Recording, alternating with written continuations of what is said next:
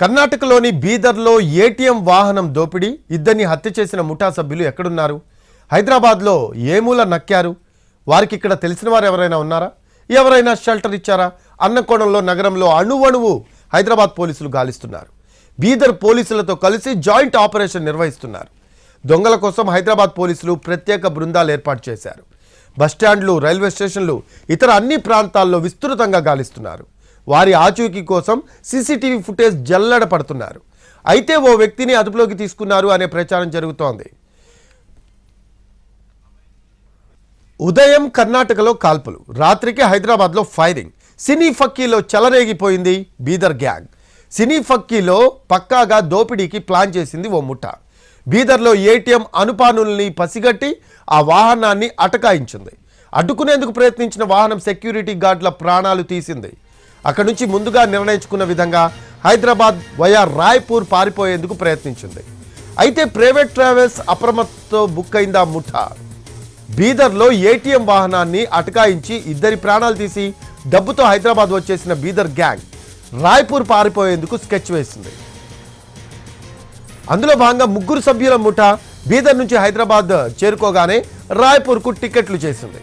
హైదరాబాద్లోని అఫ్జల్గంజ్లోని ఓ private travels వద్దకు వెళ్ళి రాయ్పూర్ వెళ్లేందుకు 3 టికెట్లు తీసుకున్నారు. తర్వాత అక్కడి నుంచి వెళ్ళిపోయి కరెక్ట్గా బస్ టైంకు ట్రావెల్ ఆఫీస్కి వచ్చారు. అయితే ట్రావెల్స్ వాళ్ళు బస్ల వద్దకు ప్రయాణికులను తీసుకువెళ్లేందుకు ప్రత్యేకంగా మినీ బస్లను ఏర్పాటు చేశారు. అందులో వీళ్ళు లగేజ్ పట్టుకొని ఎక్కుతూ ఉండగా ఆ బ్యాగ్లను చూసిన ట్రావెల్స్ సిబ్బందికి ఏదో అనుమానం వచ్చింది. ఒకసారి బ్యాగులు చూపించాలి అంటూ ఆ 3 అడిగారు. 3 నిందితులు కూడా తమ బ్యాగులు తెరవకుండా ఏదో చెప్పాలని చూశారు. ట్రావెల్స్ వాళ్ళు మాత్రం చెక్ చేయాల్సిందేనంటూ పట్టుబట్టారు. తప్పదని గ్రహించిన బీదర్ గ్యాంగ్ వాళ్లకు బ్యాగ్లో ఉన్న నోట్ల కట్టలు చూపించారు. సైలెంట్గా ఉంటే ఇందులోని కరెన్సీ కట్టలు తీసుకోవచ్చని సలహా కూడా ఇచ్చారు.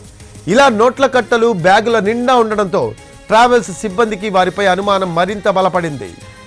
ఇంతలో అదే బస్ ఎక్కడానికి వచ్చిన బీదర్ పోలీసులు ఏం జరుగుతుంది అని ఆరా తీశారు. తాము పోలీసులమేనంటూ చెప్పుకొచ్చారు. అంతే, వచ్చింది పోలీసులని గ్రహించిన దుండగులు తమ బ్యాగుల్లో ఉన్న తుపాకులు తీసి కాల్పులు జరపడం ప్రారంభించారు.